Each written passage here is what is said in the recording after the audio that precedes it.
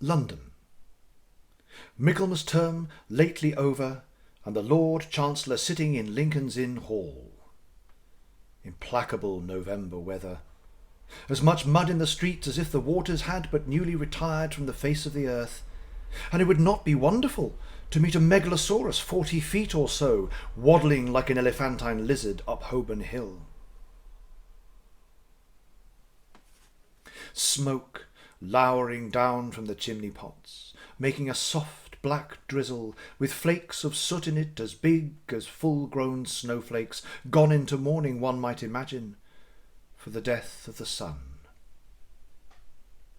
Dogs, undistinguishable in mire, horses scarcely better, splashed to their very blinkers, foot passengers jostling one another's umbrellas in a general infection of ill temper, and losing their foothold at street corners where tens of thousands of other foot passengers have been slipping and sliding since the day broke, if this day ever broke.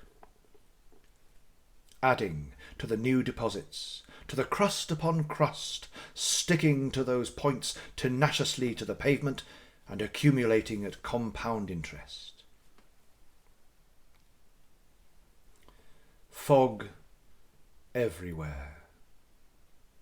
Fog up the river, where it flows among green aits and meadows. Fog down the river, where it rolls defiled among the tears of shipping and the waterside pollutions of great and dirty city. Fog on the Essex marshes, fog on the Kentish heights, fog creeping into the cabooses of collier brigs, fog lying out on the yards and hovering on the rigging of great ships.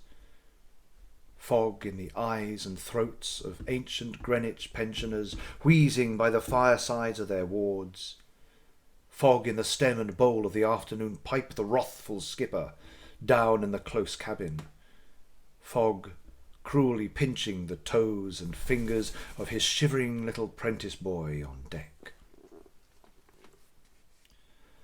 Jarndyce and Jarndyce drones on. This scarecrow of a suit has, in course of time, become so complicated that no man alive knows what it means.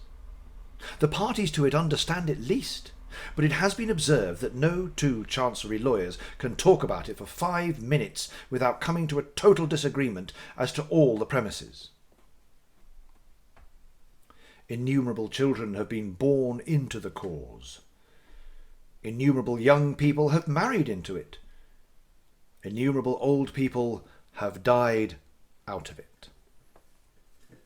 Scores of persons have deliriously found themselves made parties in Jarndyce and Jarndyce without knowing how or why.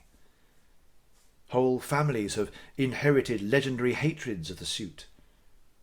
The little plaintiff or defendant who was promised a new rocking horse when Jarndyce and Jarndyce should be settled has grown up, possessed himself of a real horse, and trotted away into the other world.